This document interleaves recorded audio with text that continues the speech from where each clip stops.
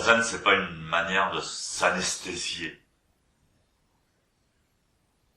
mais de prendre le contrôle sur son énergie et sur sa pensée.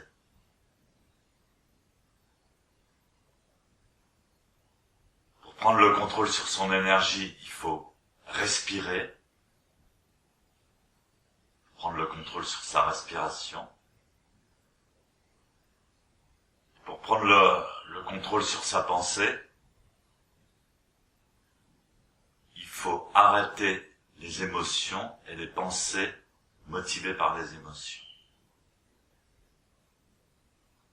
Il faut arrêter de penser, la non-pensée. Ça ne veut pas dire dormir.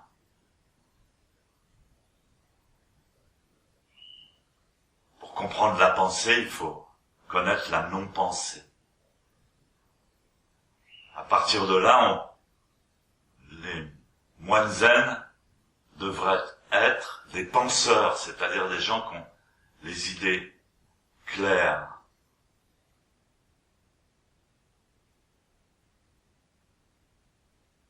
Et qui savent discerner le vrai du faux instantanément.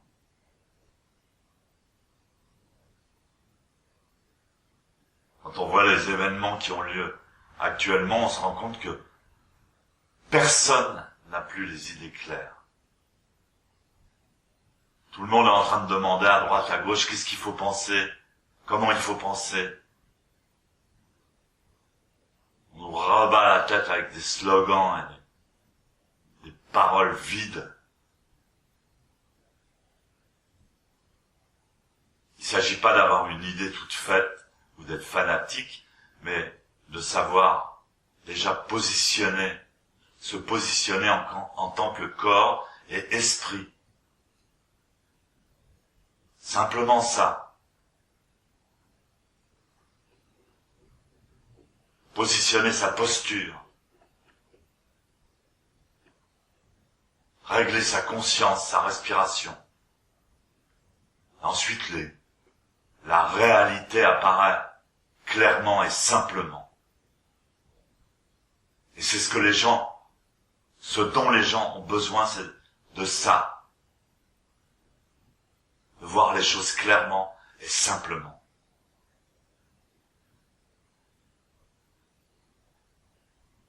Pour illustrer mes propos, je veux vous raconter deux histoires toutes simples.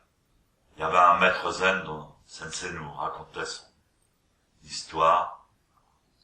Le matin, quand il se lavait les dents et quand il se lavait le visage,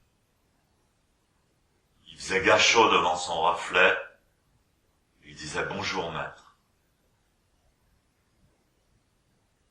Il disait « N'oublie pas, ne te laisse abuser par personne ». Il refaisait gâchot et il partait commencer sa journée.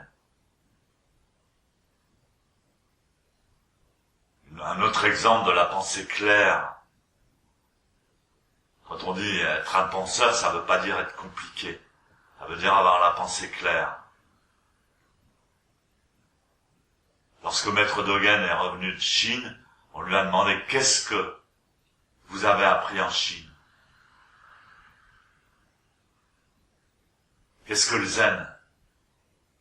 Qu'est-ce que la pensée zen ?» Il a dit « Les yeux horizontaux, le nez vertical. »